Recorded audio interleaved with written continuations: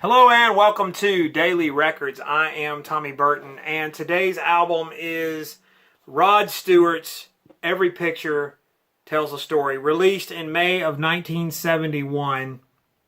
This was his third studio album. Now mine is, and I'll go ahead and get it out of the way, is a later pressing on this Mercury label that some of you probably are familiar with. But, I have a love-hate relationship with Rod. Early Rod, I think, is just brilliant. I love his work with the Faces. As a matter of fact, I'll go ahead and say it here. I think the Faces' best stuff holds its own with the Stones, who I think was the only band around that time that could even be considered a contemporary. And so Rod was starting to break out and do solo records as well. By 1971, and this album has the Rod mix of hard rock, folk, and blues. It reached number one in both the UK and US charts, and it was considered one of the better albums of 1971. It actually ranked in the Rolling Stones 500 greatest albums of all time. Now, the thing about this album that made it such an enduring hit is that it had Rod Stewart's one of his best known hits, Maggie May, and also not to mention Reason to Believe. Now the interesting thing was Reason to Believe was the first single from the album. Maggie May was the B-side, but Maggie May actually became more popular. So it was one of those cases where the B-side became more popular than the A-side and became a big hit.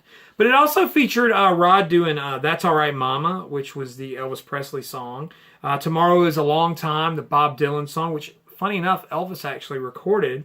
And it also featured all five members of the Faces. Now, most predominantly, Ron Wood played guitar on here. But Ian McLagan also played a large part, playing Hammond B3 on this. Because of the contracts, the personnel listings was a little bit vague, so a lot of people didn't really know who all was on the album, and so that sort of the mandolin player, the name slips my mind, stuff like that. So they're a little bit. Ian McLagan is listed here as well as Ron Wood. But, the other Ronnie Lane and, Kenny Jones kind of were just sort of, afterthoughts. But, funny enough, but it is a nice album. It features a lot of just really good songs, including his version of the hymn Amazing Grace.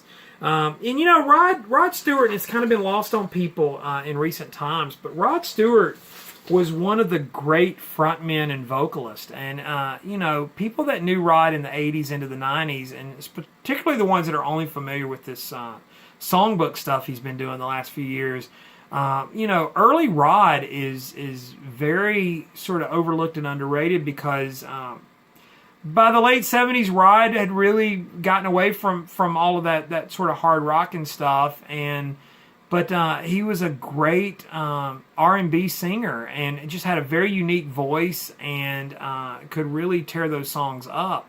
And so that's what makes those albums and these songs so endearing to a lot of people, because Rod was a great singer. And so that's where my love-hate relationship with Rod comes from. I've posted somewhat on my Facebook and things like that about, Rod kind of makes me angry because he has such a great talent, and to me, I feel like he doesn't use it, and it's very frustrating because when I hear these early albums by Rod Stewart, I hear an amazing artist who could be one of the all-time greats, and it's great. Rod does what he wants to do, and he certainly earned the right. But man, it just you just hate to see guys what I feel squander their talent. I feel like Rod does that. But this album is solid, and I don't think anyone that's ever heard it and listened to it could say that it's not a great listen and a great rock and roll album. It holds up, and it's just a good one. Today's Daily Record, Every Picture Tells a Story by Rod Stewart. Follow me on Instagram and Twitter. It's TommyBurton75. I usually show what I'm spinning.